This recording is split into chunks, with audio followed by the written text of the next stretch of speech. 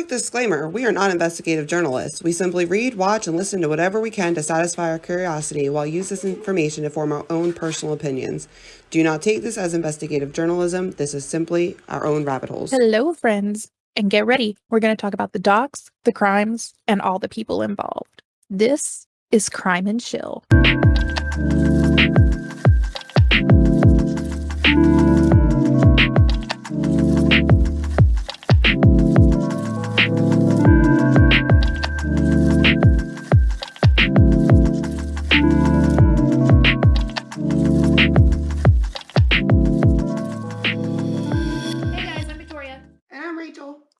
Rachel?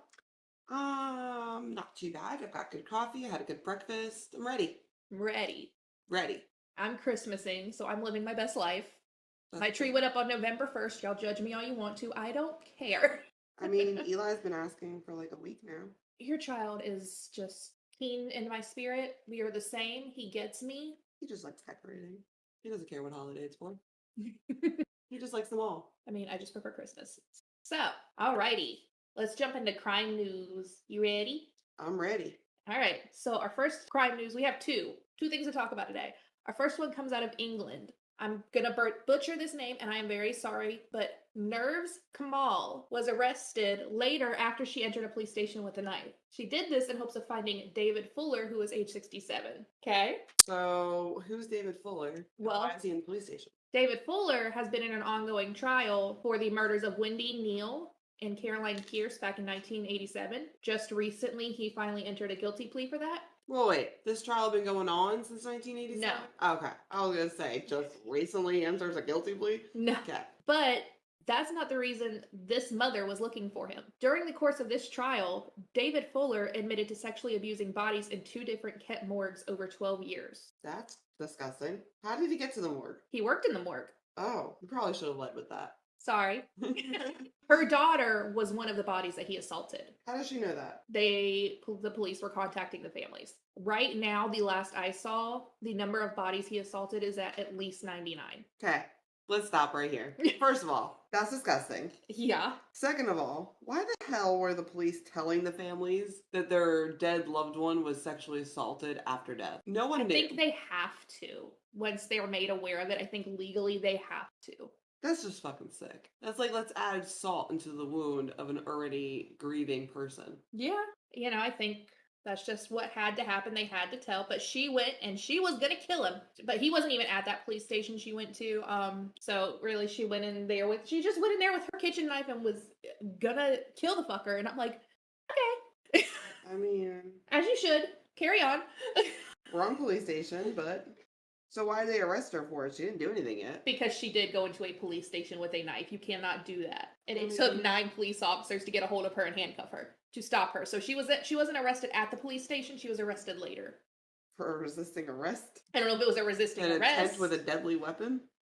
I would assume it's probably going to be intent with a deadly weapon, but I have not found exactly what she was charged with and what she was arrested for.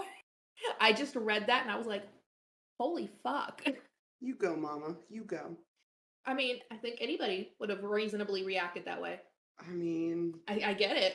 I mean, I get it, but reasonably act that way? No. Most people know the consequences for trying to murder somebody with a knife in a police station. Yeah. So, my other news, Bailey Boswell has been sentenced to life in prison for the 2017 murder of Sydney Loof, and Bailey's then boyfriend, Aubrey Trail, was sentenced to the death penalty for this murder. And who are these people? Well, they are from Nebraska. Bailey used a dating app to meet Sydney and then lured her to Aubrey's home where they got her very, very drunk. They then murdered and dismembered her body. And they cut the body up and put it in garbage bags and spread it around Clay County, Nebraska. Most of Sydney's remains were found with multiple sex toys, a dog leash, and a plastic sauna suit. And this was apparently a sexual thing for the couple. Oh, so they did it together. They did it together. So, did this girl know that she was going to be going over to get a threesome? It was 2017, so I don't think they really know if that was what was going to happen. But either way, somehow, they got this girl to the apartment and, got her shit-faced, then murdered her, and cut her body into pieces. That's lovely. And apparently they would have done it several more times. Apparently There's also talks that they said something about gaining power from people when they're dead. I smell children. Sounds like some hocus pocus shit. But here's the thing, okay? So in Nebraska, the way it works is there's 3 judges. All 3 of them have to agree on the intent of the crime in order for death penalty to be received. Whatever judges were in the trial for Aubrey agreed, and he got the death penalty. But only 2 out of 3 agreed for Bailey. Wait, Aubrey's a girl? I mean, a boy? Yeah. Oh. He is 54, I believe is what it said, or 64, something along those lines. How old was she? In her 20s at the time. I do believe she's 26 now. So she did not get the death penalty, but the boy did. Right. I don't understand that. I do not understand why they committed the same crime. They did it together. Why did he receive the death penalty and she did not? Because she did the luring. From what I've read, she's the one that went on this dating app. She's the one that talked to Sydney. She's the one that got her over there. So to me, that shows me you're the ringleader. Unless that big of an age difference, unless they have evidence where she was like trained to do stuff like that. You know what I mean? Like maybe Peter Pan shit. Yeah, but I just think it's fucked, and that she should have also either he should have got life or she should have also been sentenced to the death penalty. I don't think it's right that they got 2 different sentences. So wait, she sentenced to life, he sentenced to death. Yes. Okay. Now my question is, what information did she give at the time of the? I don't know. Because if she's given more up, they're obviously going to be more lenient. I mean, I don't know how you see that as lenient, honestly. I don't see it as lenient. I just see it as, well, how are they sentenced to 2 different things for the same crime? Whoever talked first. I guess. Well, that's some interesting shit right there. Yeah. What are we doing today, Rachel? So today I have a case that I want to tell you about. Now this is something I found rabbit holing for, I have no idea, but I have it. It's you. You just we go rabbit hole for random crap. Just a random story I found. And I love a story time, so I'm excited. Alrighty, so let's set the scene. Okay? Okay. It's a cold, snowy morning, and a teacher's on her way to school. She's chit-chatting with her mom about the weather and just small talk about taxes, the normal things. When she gets to school, the weather gets worse, and so they close the school due to inclement weather. Mm-hmm. She gets all of her students, back either on a bus or home safely. She leaves. She stops and gets gas. She comes home to her house where her fiance and her both live. They hang out for a little bit, and then he goes off to work where he works at a TV news station for NBC. Okay. Okay? Try not to give the case away. So, his fiance returns home from work later that day and comes home to a locked door. And it's not locked how they normally would lock their door. It's got the inside latch. So he can't get in with his keys. He knocks. You mean latch like the hotel door kind like of a thing? swing latch, yeah, Okay. that they usually do only at nighttime. So he knocks, he bangs on the door, he calls, he texts. There's no answer. He kind of gets annoyed that she's not answering him. And then after a while starts panicking because, As you would. she's home, but she's not answering. So supposedly he gets a security guard. The security guard says, I can't unlock the door for you. It's against policy. And the story goes that he is there, the security guard, as he busts down the door. Okay. Okay. This is when the teacher's fiance will discover her body leaning up against a cabinet in the kitchen. Oh. A neat white towel's in her hands. There's freshly cut fruit on the counter. There's blueberries washed in a strainer and a knife lodged into her body with several other wounds. Oh my goodness. There's no self-defense wounds, and there's no forced entry other than the door from when the fiance busted it down. Murder or suicide? What the fuck? Whoa. Murder Whoa. or suicide? I don't know. Where was the knife lodged? So in the initial crime scene, Uh-huh. it is lodged in her neck. I'm going murder. Okay. That's too messy for suicide. Well, the initial investigation would begin as a suicide. Mm-hmm. The medical examiner would look at her body and say it was a homicide. So when the medical examiner reviewed her body, he concluded that the incident was actually a homicide and that she had over 20 stab wounds to her body. Whoa. The police continued to investigate it as a suicide. I'm sorry. They continued to investigate it as a suicide after the medical examiner said homicide. Yes.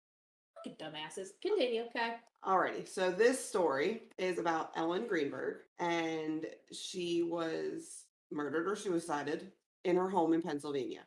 Okay? Okay. At the time of her death, she lived with her fiance. His name was Sam. He was a TV producer for NBC. I know it was NBC. You can't forget that. And there were some indications that Ellen was stressed. I mean, she worked in school as a school teacher, which we know is stressful. Yeah. That year, she was planning on marrying her fiance, so, weddings come with big stress Oh, yeah. and emotions and all of that goes with that. She would be killed 6 months prior to their marriage, okay? Okay. Ellen had asked her parents a couple months beforehand if she could move back in with them because she was just so stressed about work and they thought it was a little strange, and encouraged her to go to see a psychiatrist. Yeah. She did. Good. Okay. So Ellen would go on to see a psychiatrist. She had several visits with him prior to or them before her death. She was put on Zoloft. I don't see how they can come up with suicide other than they think there's no forced entry. This is not sitting right with me. There's no forced entry, so it's a suicide. How? Okay, but we've seen no forced entry in murders before. Yep. It's not uncommon. I mean, it's not super common, but it's not uncommon for there to be no forced entry in a murder. And when have we seen in a suicide where someone stabs the back of their neck? How is that even possible? But even then, that much force that you would need. Yeah. The research, so I looked into how many suicides are done by stabbing. Research did show me that 1 to 3% of suicides are done by stabbing. 1 to 3% are tried by stabbing. Doesn't mean they succeed, Right. but they do try 1 to 3%. And statistically speaking, as A far as a woman woman committing Would suicide, she would eat pills. women statistically do it in a cleaner way Exactly. and in a way that's not going to mess up their And face. Why would she be cutting fruits and vegetables or fruits and washing blueberries and just decide, fuck it, I'm done with life. Let's just end it. I mean, Like that's some and for the door to be locked that way, that's intriguing. Okay, tell me more, Rachel. yeah. So the police decided to reach a neuropathologist, and this is somebody that can check the spinal cord and those type of things to see if when she was stabbed in the back of the neck, if it broke her spinal cord. If the spinal cord was broken, then she would have been considered paralyzed and would not have been able to inflict the other wounds. Right. According to the neuropathologist, told the police that the spinal cord was hit, but it was not completely severed, which means she would go numb, but she would still been able to stab herself in other areas. It would be still a reasonable thing to believe. I mean, I guess. If we're on the suicide bandwagon, I guess. The medical examiner decided to overturn the case back to a suicide after that. Okay. Okay. This doesn't sit well with me. No, none of it is sitting well with me. So when the family just finds out that they have again overturned it back to a suicide, Ellen's family decides they're gonna go and buy all of the pictures and documents from the government, and they send it to their own forensic pathologist. Okay. Yeah. This pathologist is recognized for contesting the single bullet theory in JFK's case. We can get into that in another day, but the single bullet theory in JFK's case was highly set up on conspiracy theories, whatever you want to believe it was. Either way, his name is Cyril. Can't say that name, but the name is used multiple places. Cyril. West. Cyril. I would say Cyril, but we're probably wrong, but that's fine. Okay, Cyril. I know that name. Cyril? According to my Siri. He glanced at everything. He looks at the entire report, and he cannot believe that the police ruled this as a suicide, which, I mean, me neither. The family, is excited to get this case rolling again. They hire a lawyer, they hire a forensic pathologist to speak to the police, and nothing came out of it. It stayed as it was. The police refused to give access to the records. What? Family went to file for a public record request, and the family ultimately did get access to the records, but the family was not authorized to record or take any notes of the information. So they were able to see them, but they weren't able to copy them. That's fucking stupid. Yeah. That is stupid as shit. So a retired police veteran, his name is Tom Brennan, he offered to operate the Ellen Greenberg case for free outside of the government. He's like, this is crazy.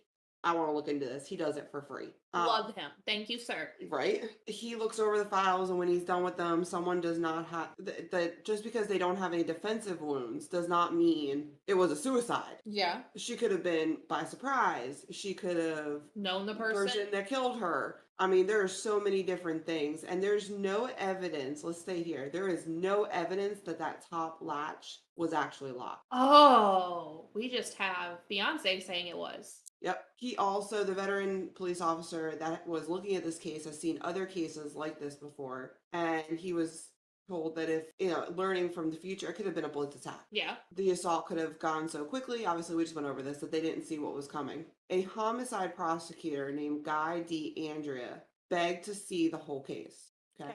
Now, it doesn't say if he worked for that police department or that firm, but he's a homicide prosecutor and he wants to see it. Mm-hmm. I think the more people looking at this, the better. Yep. So he understood when he's looking at the file that there was no neuropathological report. They asked the police station, they asked the medical examiner. He was told that it either didn't exist or it was misplaced. Wait, it gets better. We've already went over that a neuropathologist said that her spinal cord was severed, or not severed, but was damaged. She would have been gone. Okay. So the medical examiner didn't even have a neuropathologist staffed at the time of this case. Excuse me? Yeah. There was none. Found out Tom Brennan, who was that veteran police officer again, found that a piece of Ellen's spinal cord was still in the medical examiner's office. And Tom got the connection with the forensic pathologist to analyze the spinal cord. The forensic pathologist concluded it was more unusual than what the first pathologist had said, even though supposedly quote unquote pathologist. Right. The stab wounds penetrated Ellen's cranial cavity and broke the cranial nerves. Oh my God. Which would have resulted in Ellen being severely impaired or unconscious. Yeah. And the horrible pain, she wouldn't have even noticed it. It gets better. This forensic pathologist also assumed there was an indication of strangulation. So not only was she stabbed, but she was also strangled. So the person who murdered her, or if she did it herself, she strangled herself first and then stabbed herself 20 fucking times. Okay. Yep. Okay. I'm angry right now. I'm very angry. And I have nothing to do with this other than what the fuck were they doing? Yeah. Where was this? Pennsylvania. Okay, well, I have questions for Pennsylvania. What the fuck is y'all's police and medical examiners doing out there? So Henry Lee joins this team now. Henry Lee is also worked on the O.J. Simpson killing trial. You know that name. Yep. He is a well-known person. He surveyed Ellen's case and told that the number and kinds of wounds, as well as the bloodstain pattern, were incompatible with suicide and were consistent with a homicide. But how did the door stay locked from the inside? Again, we have no proof that the door was actually locked. We have no proof that there was actually no sign of forced entry. We have no proof the door was actually locked. Now, and we really now have no proof of suicide. Now, Tom, again, this is that veteran police officer who is retired. Tom goes on YouTube and finds there are multiple videos that show you how to lock the swing lock from the outside. Oh. Yep. Most suicides that involve stab wounds are under the clothes. Yeah. Ellen's were not. They went through her clothes. Yeah. The police also told the public that Ellen's cell phone and computer were neat. Like, they didn't have any kind of suspicion. Other experts that searched quick suicides, painless suicides, and suicide methods were discovered on her laptop. So if she was going to commit suicide, it would have been something quick. It would have been something that was painless. Yes, because that's what she was Googling. Again, normal for anybody suicidal, especially a female. Yep. In 2019, the family filed a lawsuit against the Philadelphia Medical Examiner's Office and the pathologist. Good. But to this day, the attorneys and other people on their team still accept that the circumstances are impossible. She could not have committed suicide. They discovered 2 different knife-inflicted wounds. So 2 different knives were used, although the one knife that was found on her, like in her still, only had her DNA. Okay. But if she was chopping vegetables with that knife, you're holding it pretty hard. If the person used any kind of towel, like the neat white towel that she found in her hands, and stabbed her with that and left the towel there, their DNA would not have been there. Sitting here, I was literally thinking about how was the neat white towel just neat and white in her hands, clutch. In her hands. I don't know. Now, Sam is the fiance to Ellen, the one that they were scheduled to be married. Mm-hmm. He has never made a public statement regarding this case. Oh, shocker. Yep. No statements have been made. The family loves Sam, though. They had no reason to be concerned about Sam. But listen to this. So in 2020, more evidence about Sam was published. How he behaved at the scene, how he knocked in the door, what he was wearing, the calls he made prior to 911, and also... You made calls and other also, than to her? Okay, sorry. Continue. I'm sorry. Also the 911 call. So in 2020, they discovered that Sam's story about kicking down the door and the security man was with him. It's not true. Phil, the security man, he was never with Sam. Phil also said to the police that Sam was not wearing sneakers that day. He was wearing boots. Okay. This makes no sense though, because Sam was supposedly coming from the gym. I thought he was coming from work. Well, he went to work and then went to the gym. Yeah. The only thing that I would say of why he was in boots, because like you said, it was snowing that day. So maybe he just didn't wear the sneakers home because the boots were better for walking in and out of places in the snow. So I'm just going to play devil's advocate on that one. That is a huge devil's advocate though, because as somebody who, unless he changed completely at the gym, I wouldn't believe that. Because I mean, I lived in the snow in New Jersey for years, and I never you've been here long enough to know we don't get actual snow. I never changed my shoes, but then again, I also didn't go to the gym like that. I mean, even when I did track, I still wore home what I, you know what I mean? Like, it's just a couple seconds in between the car and stuff. But, you know, who knows? Sam called 2 other numbers before calling 911. He called his parents and his uncle. His uncle is a lawyer. They were told to come to the scene prior to 911 even getting called. And when Sam was asked to do CPR, he said, "Do I have to?"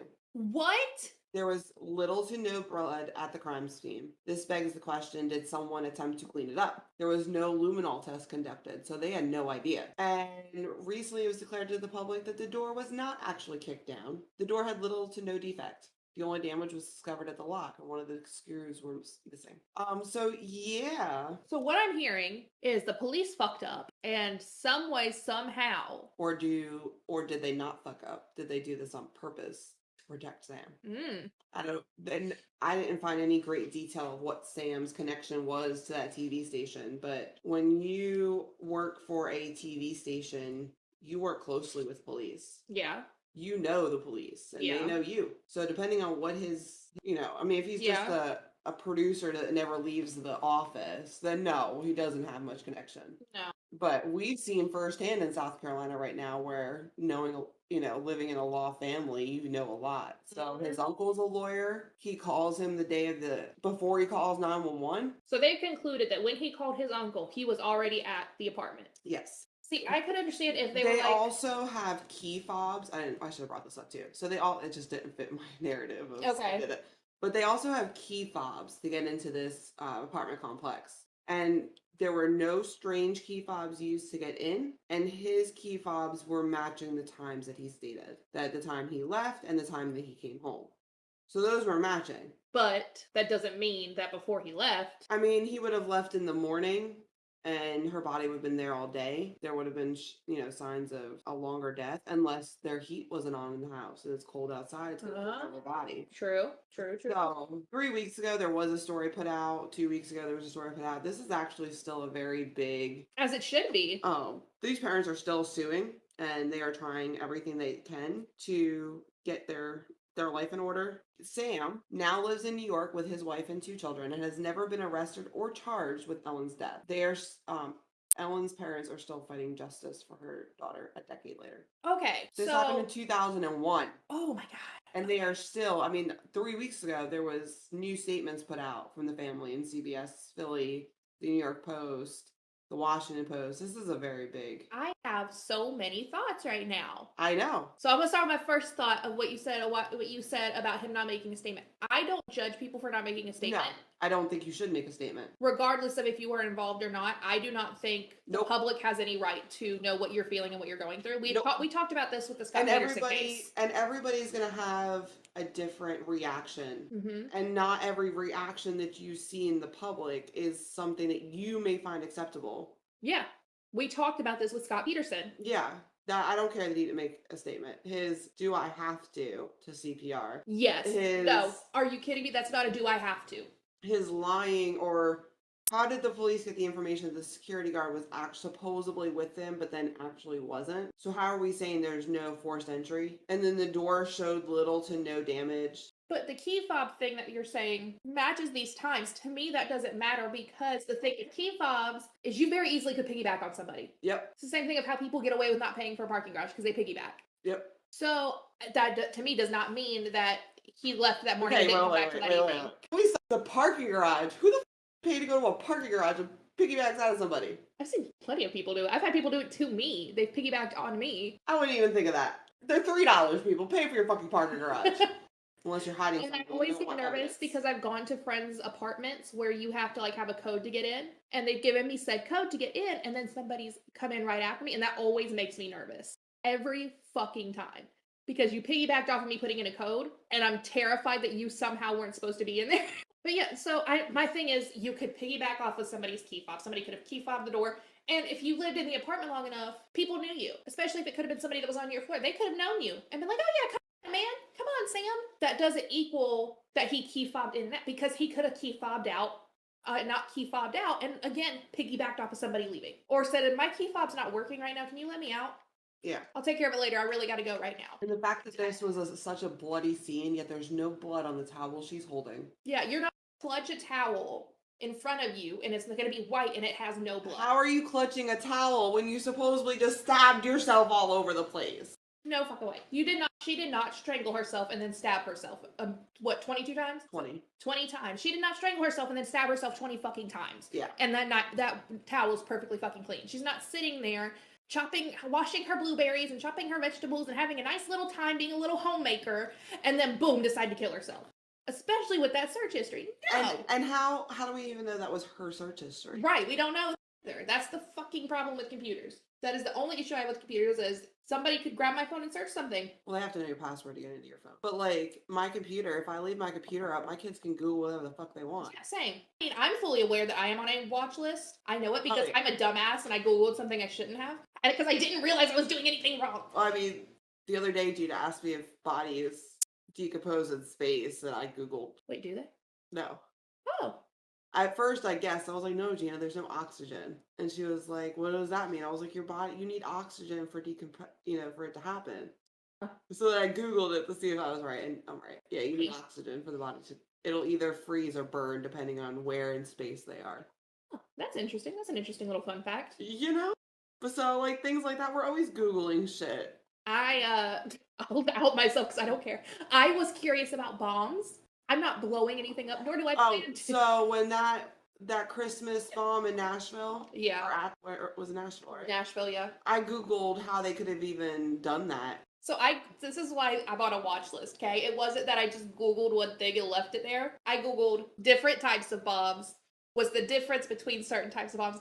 How do you make these different?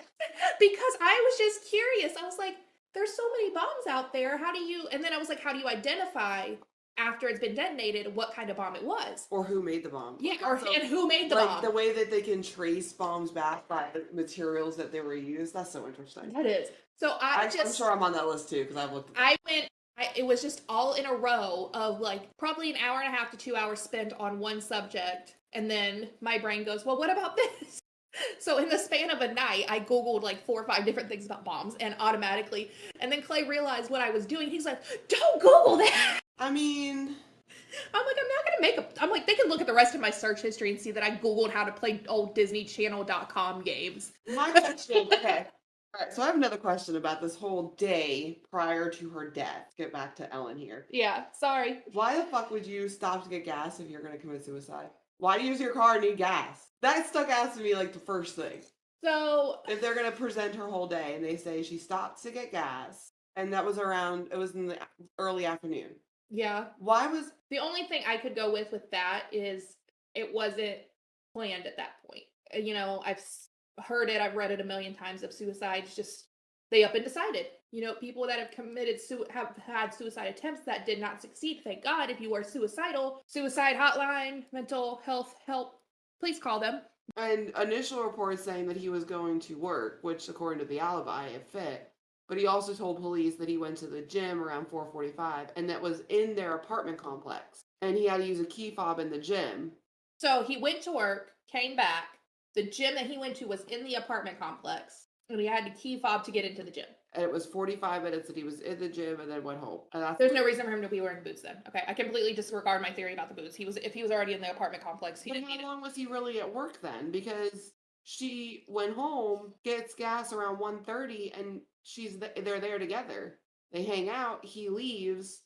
So did he ever go to work that day? I mean, I probably should have researched that more because now I'm curious about it. But I mean, even I'm gonna know right now. But right now where I'm at, it's a homicide. The police and medical examiner fucked up, so or they did it on purpose to protect. he Sam. gets home at 4:45 in the afternoon. Okay. Mhm. No, he goes to the gym around 4:45 that afternoon. Okay. He spends 45 minutes there. Okay.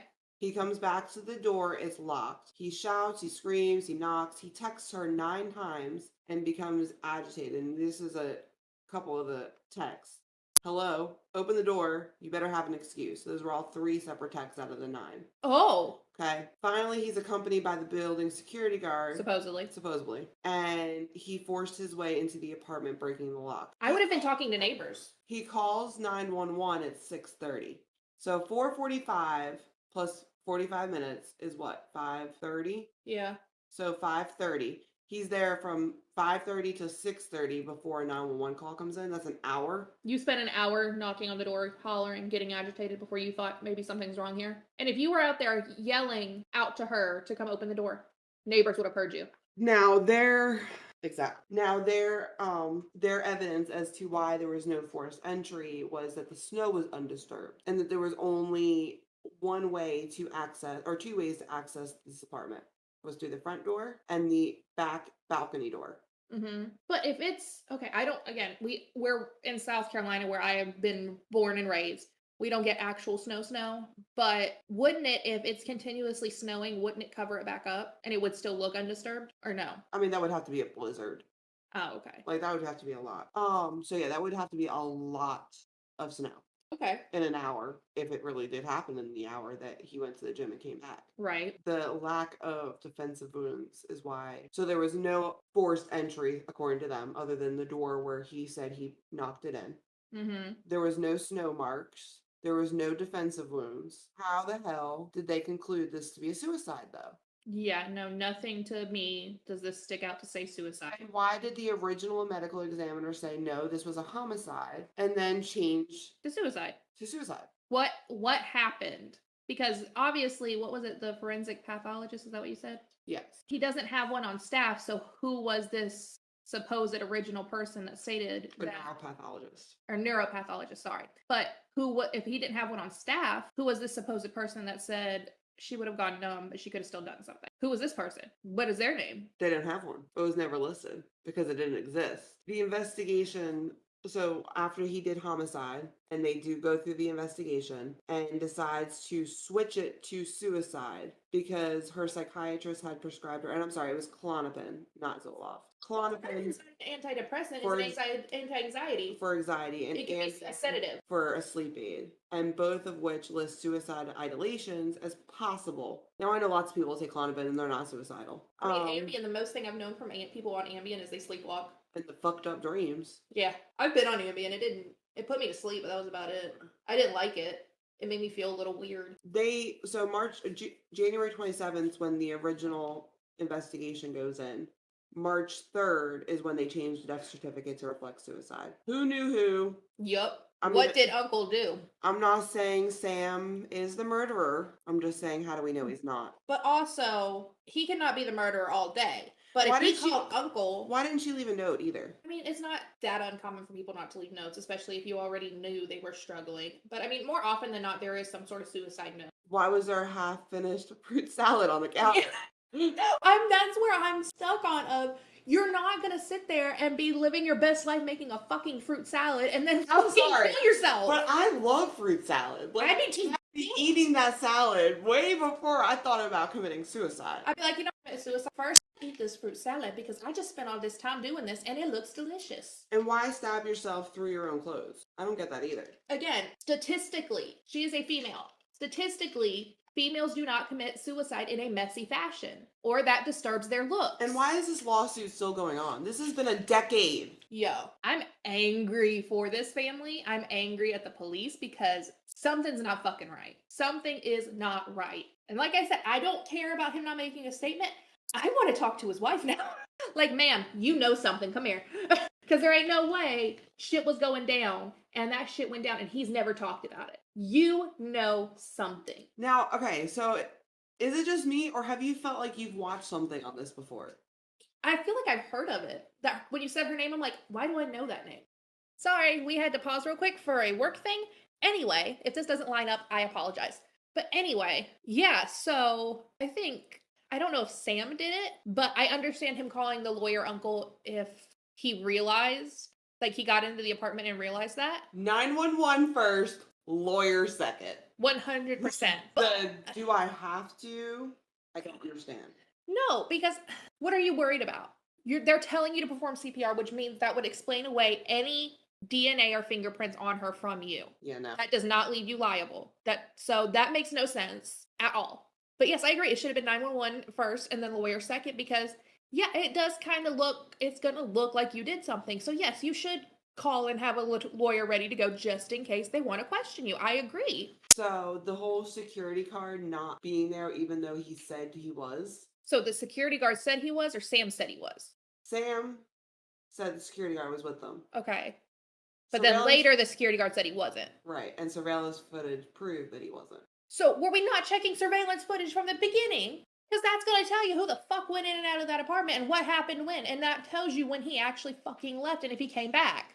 I mean, I don't know what they were doing. Oh my God, I'm so mad. I don't understand how this case is still going. Like, I mean, I completely understand how it's still going. Because the family wants answers. The family has proven through their own investigation and people from the outside coming in that she did not kill herself. That means somebody killed her and the family deserves to know who, how, and why. The family is entitled to know what happened to their daughter, to their sister, to their niece, to their cousin, to their friend. So I understand why it's still going and I hope they don't let it fucking drop. Don't let them fucking settle with you outside of court and try to give you some money and give you some hush money and say, hush, hush, here you go. Don't do that, please. If you're somehow hear this, please don't fucking do that. I can 100% confirm that I don't care if it's my spouse, my friend, anybody. That's the first, I'm calling 911 while I'm walking over to do CPR. Because the thing is, even if you don't know CPR, they will talk you through it and tell you what to do. So you have no excuse unless you're like, no, this person has been here a while. I'm not doing that, which is saying like, we hear it all the time, especially in the winter, of people will do wellness checks on older people. They have been there a while. Then I understand there's no point in doing CPR. There's no point in attempting. There's no point in trying. But he couldn't have known just from walking in that fucking apartment she was completely dead already. She could have just been unconscious. He didn't know unless he walked over there and checked for a pulse. Even then, they still tell you to try CPR. He claimed on 911 call that she must have fallen on the knife. How did you not see the other wound? How did you fall on a knife? Ain't nobody gonna fall on a knife like that. Oh, I mean, it happens. It does happen when people are running with a knife and fall on it. Okay, she was standing in her kitchen. She didn't run and fall. We have no evidence that she wasn't running, though. I mean, true. She was stabbed 20 times, but it's a homicide. I mean, suicide. No. They're wrong.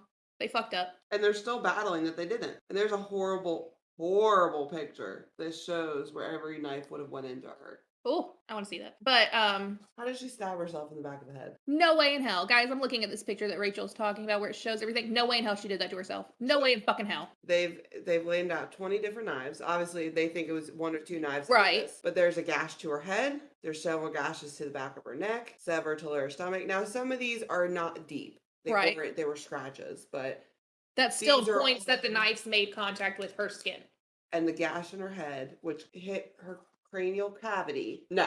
Nope. I said at the beginning homicide. I stay with it.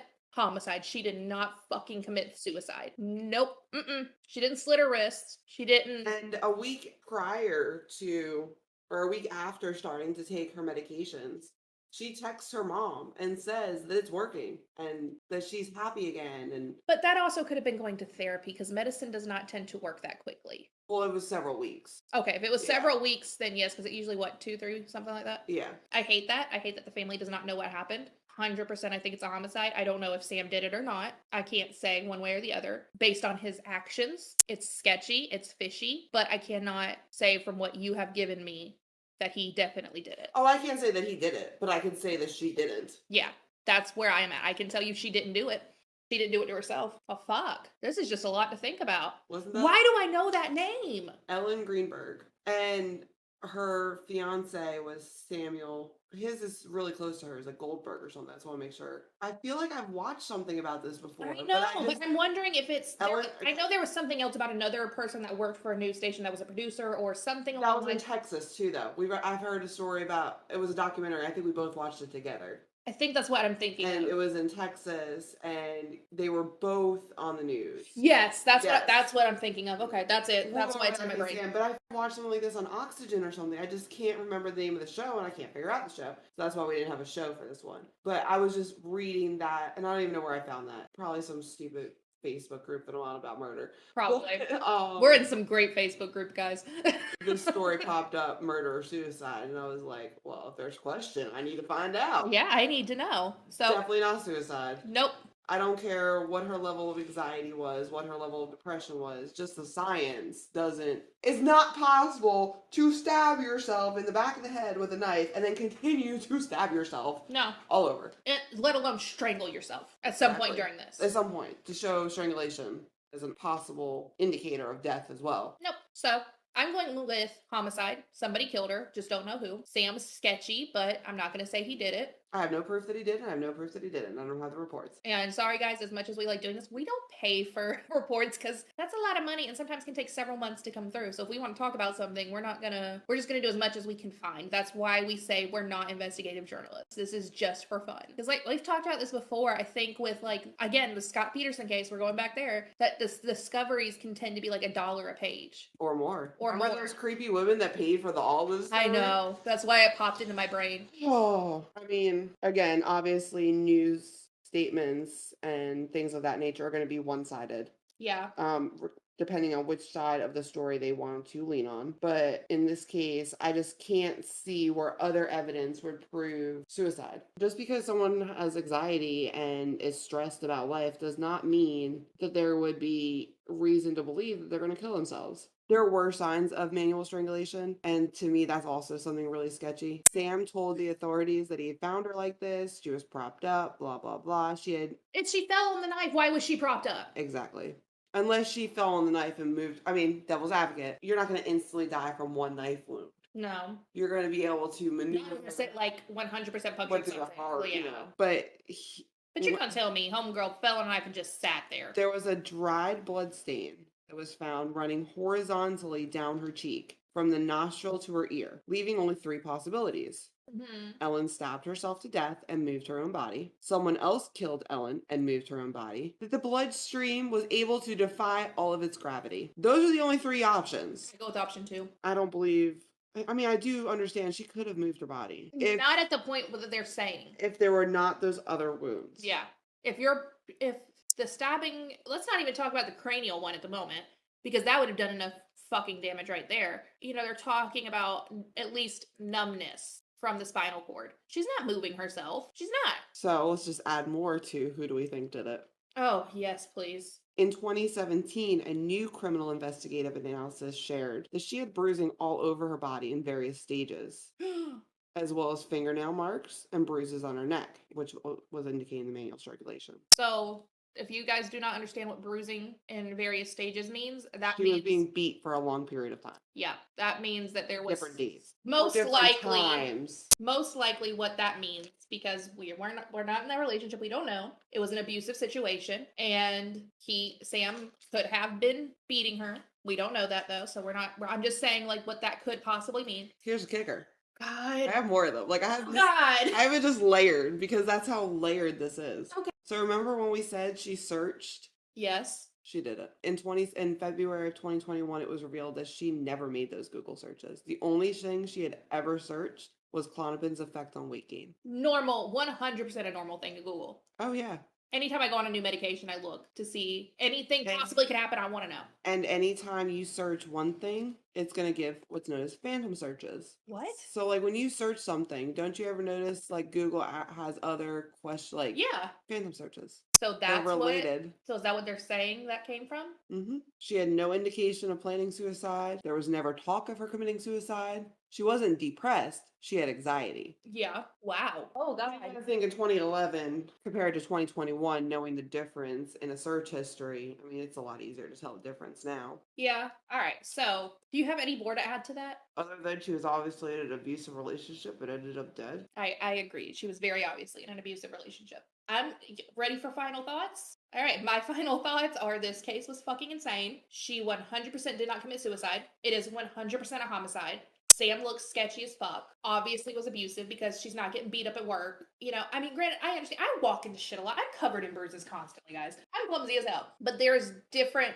it's different, and they can tell that. I'm not saying one way or the other that fiance did it. I am saying that he very much looks suspicious, and I am now even more want to talk to this wife. If you want to help reopening the case, they are just shy of 250 signatures on change.org from hitting the 50,000 that they need to drop. We'll put the link. Hopefully, give me the link. I'm signing. Justice that she deserves. But as of right now, the Attorney General is refusing, and he's the only one that has the power to reopen the case. Why are you refusing, Mr. Attorney General? He is, according to the change.org petition, he is not only refused, but even went so far as fabricating that the Attorney General's office conducted a thorough investigation. Bullshit. He is planning to run for governor in Pennsylvania in 2022. If any of our listeners are from Pennsylvania and you know who your current attorney general is and he's going to be running for your governor, don't vote for him because obviously he's sketchy. Or encourage him to open up the case and actually do a real investigation and find the truth, and then do what you got to do. I don't care who you vote for, not my business. But encouraging this guy to reopen this case and get the information and the justice this poor woman deserves. That's fucking insane. And because she has anxiety, because she has to deal with little shitheads all day, that leads to her to want to commit suicide? Nope. Bullshit. Because obviously part of the reason she had anxiety was this abusive fucking relationship. There was evidence of people making comments that remembering, like, oh, I have to ask Sam, or let me check with Sam. And I'm sorry, but if you press that much thought into your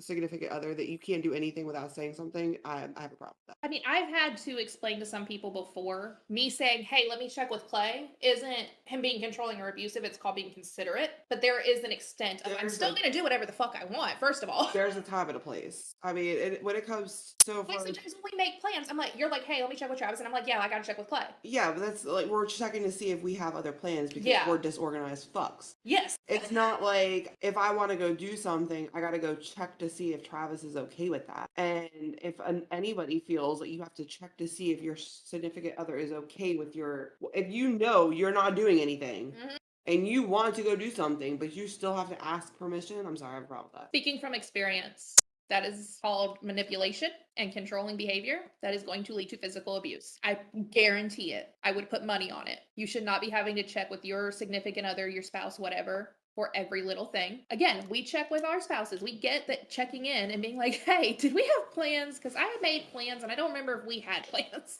And 90% of the time, in my experience, we don't. I just don't ever remember. And also, I only have one vehicle, so I try to be considerate of what he has planned. That's different. I have 2 cars. I'm going to do what the fuck I want. Yeah. Like, if he has to work that night, I'm doing whatever the fuck I want. You don't need the car. You're sleeping all day. Because this case is so fresh, and I did not realize that it was still an ongoing lawsuit with the city of Philadelphia. If you know or related to any party in this at all, and we gave any false information, you please go ahead and correct it. Yes, please tell us. Reach out. Our emails on everything. You can DM us on everything. If we somehow got something wrong, please tell us. We always want you to tell us if we got something wrong. But I also want evidence that I got it wrong.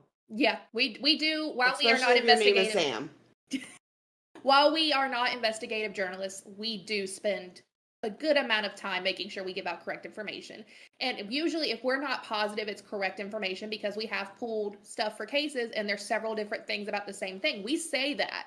Yeah. On that note, make sure to join our Facebook group, Prime and Chill Fam, to talk crime with us. Give us your thoughts about this case, if it was suicide, homicide, and if you think significant other had something to do with it. Be sure to follow us on Instagram and TikTok and Twitter to see all the crime updates, anything going on with episodes. Sometimes we post little teasers, so you might get a little heads up about a case before we talk about it. You never know. But thanks for tuning in, and we will see you guys next week.